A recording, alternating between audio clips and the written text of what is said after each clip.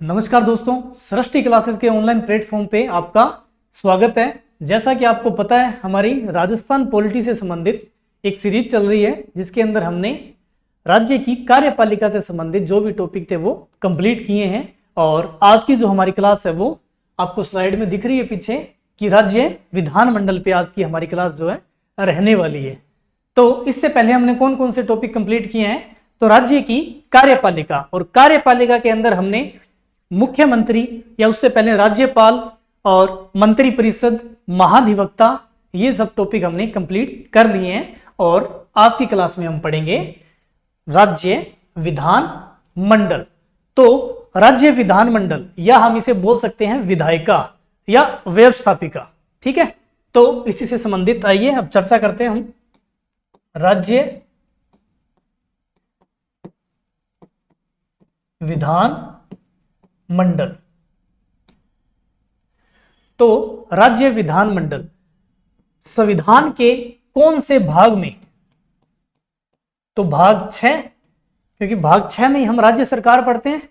भाग 6 में क्या है, विधानमंडल का उल्लेख किया गया है। और अनुच्छेद की अगर हम बात करें तो अनुच्छेद 168 से 212 या 213 भी कहा जा सकता है, क्योंकि 213 में क्या है, राज्यपाल द्वारा अध्यादेश जारी करने की शक्ति का उल्लेख किया गया है। और ये एक तरह से विधायी शक्ति होती है। क्या ये एक तरह से विधायी शक्तियां, तो हम इसे भी यहाँ पे काउंट कर सकते हैं, या हम ऐसा बोल सकते हैं कि अनुच्छेद 168 से 212 तक हम क्या पढ़ेंगे, विधानमंडल या विधायिका पढ़ेंगे, राज्य की विधायिका। अब हम बात करते हैं अनुच्छेद 168 में। तो विधानमंडल का जो उल्लेख है वो कहां किया गया, संविधान के अनुच्छेद 168 में। अनुच्छेद 168, तो राज्य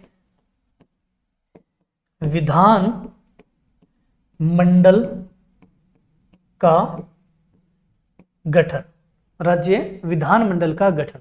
अब ये जो राज्य विधानमंडल है इसका गठन किस प्रकार से होगा, तो विधानमंडल की जहां हम बात करते हैं उसमें 2 सदन, ये 2 सदन कौन कौन से, तो एक तो विधानसभा और एक विधान परिषद सॉरी। तो जहां विधान परिषद, जिस राज्य में विधान परिषद होगी तो उसमें इसको काउंट किया जाएगा। अगर जिस राज्य में विधान परिषद नहीं है तो वहां पे एक सदनीय ही विधानमंडल होगा, एक सदनीय विधानमंडल होगा। तो ऐसे कितने राज्य हैं जहां पे विधान परिषद हैं, तो हम बात करते हैं। एक तो यूपी, और यूपी के साथ ही बिहार, फिर इसके बाद महाराष्ट्र, और इसके बाद कर्नाटक, एक है आंध्र प्रदेश, और इसके साथ साथ एक तेलंगाना। अब अगर हम बात करें तो यहां पे पहले जम्मू एंड कश्मीर भी काउंट होता था, ठीक है, कि वहां पे विधान परिषद थी। बट 31 अक्टूबर 2019 के बाद ये क्या बन गया है, यूटी, केंद्र शासित प्रदेश बन गया है, ठीक है। तो ये एक क्या बन गया, केंद्र शासित प्रदेश। तो इसीलिए अब ये यहां पे विधान परिषद नहीं है। तो इन राज्यों के अंदर विधान परिषद है, तो यहां पे 2 सदनीय विधानमंडल है, और बाकी राज्यों के अंदर एक सदनीय ही विधानमंडल है। एक सदन की हम बात करें तो वो क्या है, विधान सभा। तो आज हम अब बात करते हैं विधान सभा पे।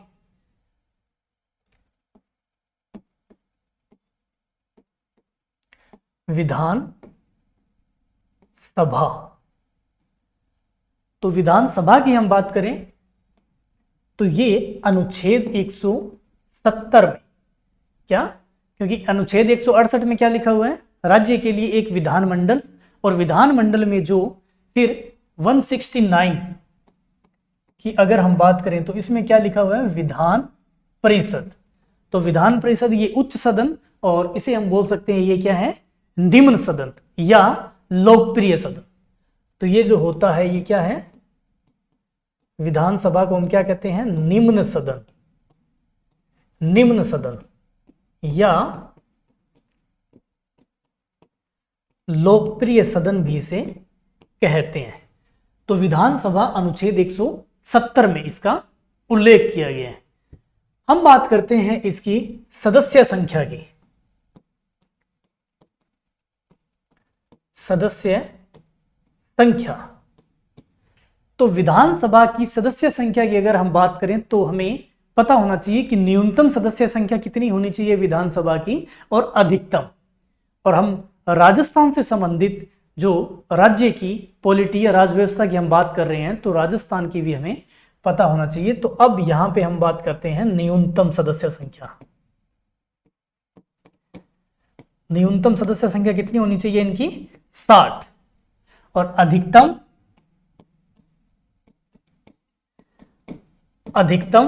500। ठीक है, न्यूनतम 60 और अधिकतम 500। तो बात आती है राज्य की, जो हम बात करें राजस्थान की, तो राजस्थान की कितनी है,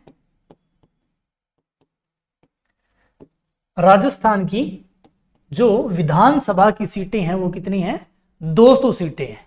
ठीक है, कितनी है, 200 सीटें हैं। तो हाल फिलहाल जो भी चुनाव हुए हैं वो कितनी सीटों पे हुए, 200 पे हुए हैं क्या, वो 199 सीटों पे चुनाव हुए हैं। तो एक सीट ऐसी कौन सी है जिस पे चुनाव नहीं हुआ है या आगे होने वाला है, तो वो आप कमेंट बॉक्स में जरूर बताएंगे मेरे को। ठीक है, चलिए अब अपवाद स्वरूप जो ये न्यूनतम सदस्य संख्या है कितनी, 60, लेकिन अपवाद स्वरूप हम बात कर सकते हैं कि 3 ऐसे राज्य हैं जिसमें इससे भी कम है।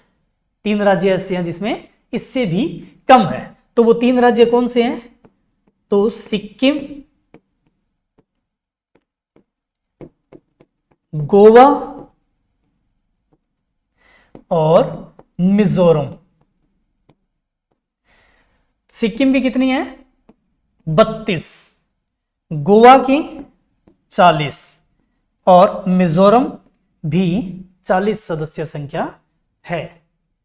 ठीक है, तो इनकी तो 60 से भी कम है। अब हम बात करते हैं यूटी, केंद्र शासित प्रदेश।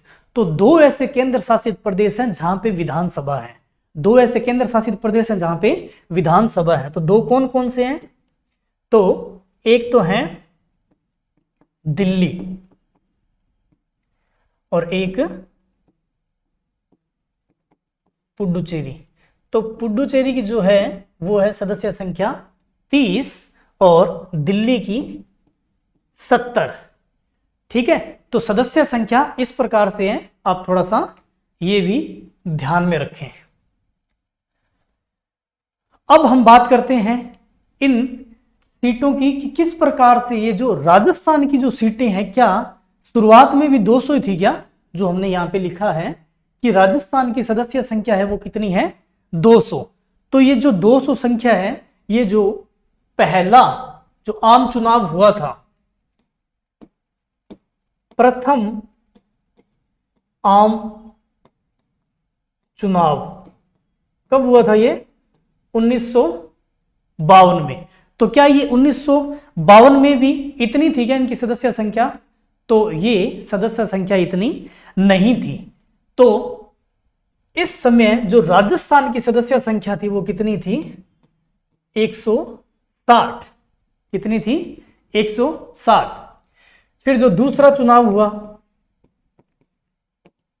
यहां पे इन संख्या को बढ़ा दिया गया और ये संख्या 176 कर दी गई। कितनी, ये संख्या जो है 176 कर दी गई। ठीक है, फिर हम बात करते हैं तीसरा और चौथा जो चुनाव हुआ, कब हुआ ये, 67। तो इस समय ये संख्या बढ़ाकर 184 कर दी गई थी। फिर हम बात करते हैं जो छठा जो विधानसभा चुनाव हुआ था, उस समय ये सीटें बढ़ाकर 200 कर दी गई थी। तब से लगातार ये जो सदस्य संख्या है ये कितनी है, 200 ही है। ठीक है, अब हम बात करते हैं इन जो सदस्यों की हमने बात कर ली कि इसमें सदस्य संख्या कितनी होनी चाहिए। तो यहां पे राजस्थान की बात करें तो 200 सदस्य संख्या होनी चाहिए। इनका निर्वाचन कैसे होता है, निर्वाचन किस प्रकार से होता है? निर्वाचन, तो निर्वाचन हम आम बोलचाल की भाषा में कह सकते हैं कि इनका निर्वाचन जो होता है वो प्रत्यक्ष रूप से निर्वाचन होता है, या हम कहेंगे बहुल मत प्रणाली के आधार पे इनका निर्वाचन होता है, जिसको हम कहेंगे first past the post system. पहले आओ पहले पाओ, है ना, first past the post system. तो इस जो बहुल मत प्रणाली है इसके आधार पे इनका निर्वाचन होता है। तो इनके निर्वाचन में कौन कौन भाग ले सकता है? तो जिनकी उम्र 18 वर्ष या 18 वर्ष से अधिक हो वही इसमें भाग ले सकते हैं। तो क्या ये जो 18 वर्ष उम्र रखी गई है ये 18 वर्ष ही थी क्या, या कोई संविधान संशोधन के तहत इसको घटाया गया या बढ़ाया गया है? तो इससे पहले हम बात करें ये उम्र कितनी थी, 21 वर्ष। लेकिन 61 में संविधान संशोधन कब हुआ? ये 61 में संविधान संशोधन के तहत ये जो मताधिकार की जो आयु है वो कितनी कर दी गई थी? तो ये कर दी गई थी 18 वर्ष। ठीक है, जिसे हम कह सकते हैं वयस्क मताधिकार। क्या है? वयस्क मताधिकार। ठीक है, अब इनका जो निर्वाचन क्षेत्र कैसा होगा? तो प्रादेशिक निर्वाचन क्षेत्र होगा कि जो वहीं की मतदाता सूची में उनका नाम भी होना चाहिए, है ना। तो ये इनका निर्वाचन इस प्रकार से होता है। अब हम बात करते हैं इनके कार्यकाल की। कार्यकाल, तो कार्यकाल का जो उल्लेख है वो कौन से अनुच्छेद में किया गया है? तो वह अनुच्छेद 172 में कार्यकाल का उल्लेख किया गया है।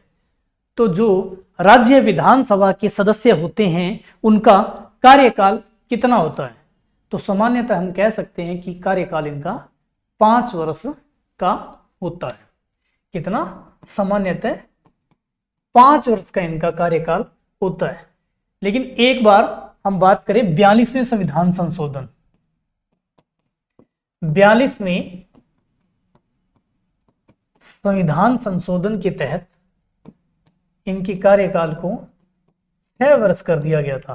कितना? 6 वर्ष। लेकिन फिर बाद में वापस इसे कम करके 5 वर्ष कर दिया गया। ठीक है, तो सामान्यतः इनका कार्यकाल कितना होता है? 5 वर्ष। लेकिन आपातकाल के समय एक बार में 1 साल के लिए बढ़ाया जा सकता है। ठीक है, लेकिन जैसे ही आपातकाल खत्म होता है तो 6 महीने के अंदर अंदर चुनाव वापस करवाने अनिवार्य है। तो ये तो है इनका कार्यकाल। अब हम बात करते हैं इनकी योग्यता की। योग्यता, तो योग्यता का उल्लेख कार्यकाल का 172 में, योग्यता का 173 में। तो इनकी योग्यता क्या होनी चाहिए? तो इनकी योग्यता सबसे पहला तो यह ध्यान रखना कि वो भारत का नागरिक हो। क्या हो? भारत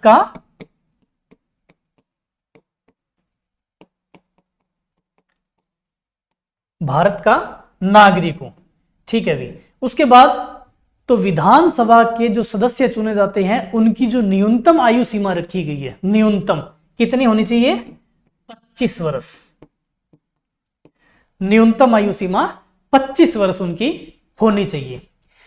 फिर बात आती है कि इनका जो प्रादेशिक मतदाता सूची में उनका नाम होना चाहिए।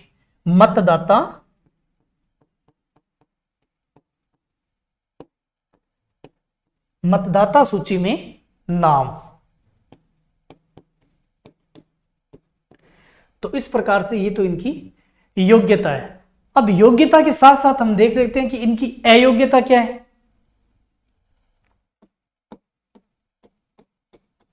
अयोग्यता, तो जो अयोग्यता का उल्लेख है, अगर अनुच्छेद की हम बात करें तो अनुच्छेद 191 में अयोग्यता का उल्लेख है। और अयोग्यता में सबसे पहले तो ध्यान रखना है कि ये लाभ का पद नहीं होना चाहिए ना, लाभ का पद नहीं हो, इनके पास क्या हो, लाभ का पद नहीं होना चाहिए। ये दिवालिया या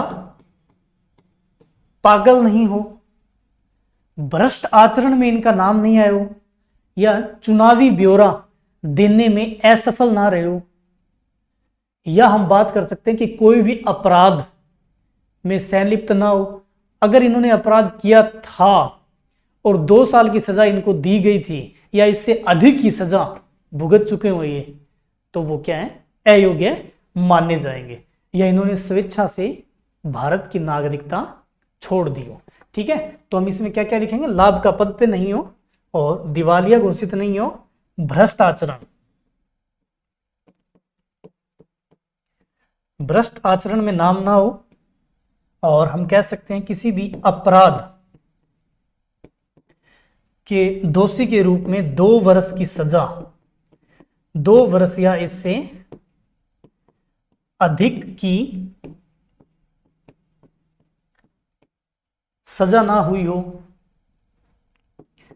स्वेच्छा से भारत की नागरिकता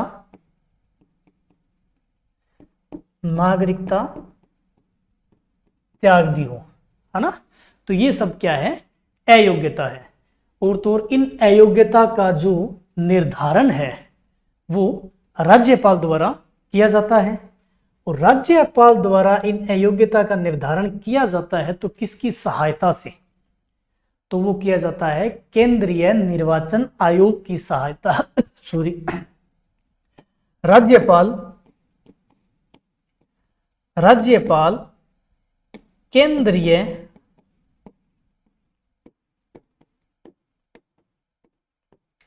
निर्वाचन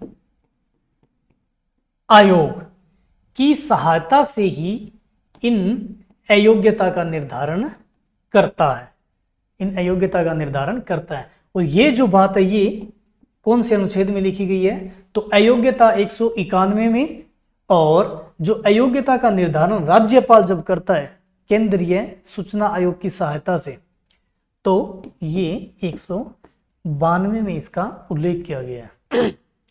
ठीक है, तो इन बातों का आप थोड़ा सा ध्यान रखें। फिर हम बात करते हैं कि इनको शपथ कौन दिलाता है, इनको शपथ कौन दिलाता है। तो शपथ का जो उल्लेख है, अगर अनुच्छेद की हम बात करें तो कौन से अनुच्छेद में है, 188 में शपथ।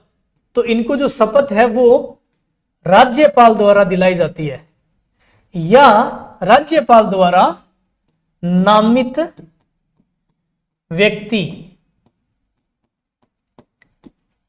के समक्ष, या तो राज्यपाल के समक्ष या राज्यपाल द्वारा नामित किसी व्यक्ति के समक्ष ये शपथ लेते हैं। ठीक है, और ये जो शपथ का प्रारूप है, शपथ का जो प्रारूप है ये 3री अनुसूची में लिखा हुआ है। 3री अनुसूची में जो शपथ का प्रारूप लिखा हुआ है उसको ध्यान में रखते हुए शपथ लेते हैं। और शपथ जो है 188 अनुच्छेद की हम बात कर रहे हैं, इसमें इसका उल्लेख किया हुआ है, राज्यपाल या राज्यपाल द्वारा नामित व्यक्ति के समक्ष ये शपथ लेते हैं। अब हम बात करते हैं इनके आरक्षण से संबंधित, आरक्षण सीटों का ना, सीटों के आरक्षण की हम बात कर रहे हैं। तो ये जो सीटों का आरक्षण है एससी और एसटी के लिए, एससी और एसटी के लिए, तो एससी के लिए 34 सीटें आरक्षित हैं और एसटी के लिए 25 सीटें आरक्षित है। और अगर ये अनुच्छेद की हम बात करें कि ये जो आरक्षण का प्रावधान है अनुच्छेद, तो 332 में ये लिखा हुआ है, 332 में ये लिखा हुआ है कि राज्य विधानसभा में एससी और एसटी को आरक्षण का प्रावधान किया है। अब इसी आरक्षण से अगर हम पढ़ें आगे तो अनुच्छेद 333, अनुच्छेद 333 की अगर हम बात करें तो आंग्ल भारतीय, तो आंग्ल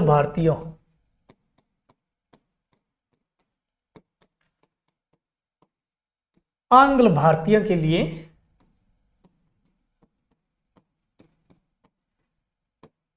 सीटों का आरक्षण, है ना। तो अब हाल फिलहाल अगर हम बात करें 2019 के बाद ये आरक्षण खत्म हो चुका है, क्योंकि इनका जो जनसंख्या है वो जनसंख्या इतनी नहीं है अब, ठीक है। तो इन बातों का आप थोड़ा सा ध्यान रखना। अब हम बात करते हैं इनके कार्य से संबंधित कि ये जो विधानसभा, जो हमने बात की विधानसभा, तो विधानसभा की शक्तियों की हम बात करते हैं। विधानसभा की शक्तियां, तो शक्तियां क्या क्या है, तो इनकी शक्तियां हैं, विधायी शक्तियां क्या है, कार्यपालिक शक्तियां क्या है, या वित्तीय शक्तियां क्या है, या संविधान संशोधन की शक्तियां। तो ये सब क्या है इनकी शक्तियां। विधायी शक्तियां,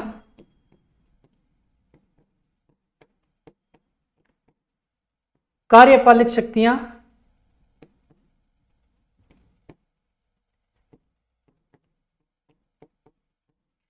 वित्तीय शक्तियां,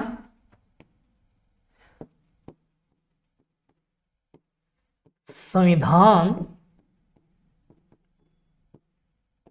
संशोधन की शक्तियां।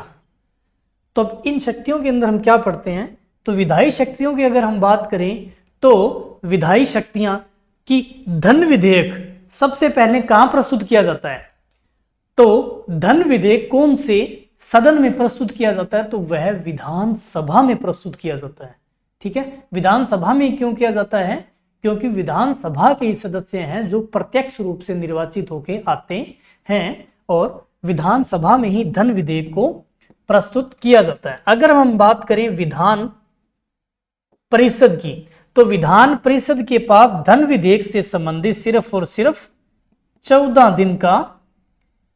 दिन तक रोके रखने का अधिकार होता है, वह इसमें संशोधन भी नहीं कर सकता है। तो संशोधन करने की जो शक्ति है किसके पास है, तो वह विधानसभा के पास है, ठीक है।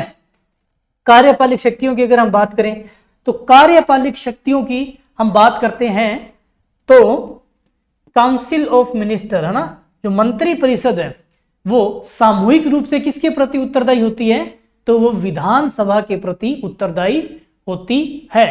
तो उसी को ध्यान में रखते हुए हम कार्यपालिक शक्तियों के बारे में चर्चा कर सकते हैं। वित्तीय शक्तियां, तो वित्तीय शक्तियों में कि कोई भी वित्त विधेयक जब प्रस्तुत किया जाता है तो वो वित्त विधेयक है या नहीं है, तो इसका जो डिसीजन है या इसका निर्धारण है वो कौन करता है, तो वह विधानसभा अध्यक्ष द्वारा इसका निर्धारण किया जाता है कि वो वित्त विधेयक है या नहीं, ठीक है। संविधान संशोधन, तो संविधान संशोधन की जब बात आती है तो जहां पे बात आए कि आधे से अधिक राज्यों के विधानमंडल की स्वीकृति की आवश्यकता है इस संविधान संशोधन में, तो वहां पे जो विधानसभा है वो बहुत ही इंपॉर्टेंट हो जाती है, ठीक है। तो संविधान संशोधन की शक्तियां ये है। हम बात करते हैं ये जो विधानसभा अध्यक्ष के बारे में। विधानसभा अध्यक्ष,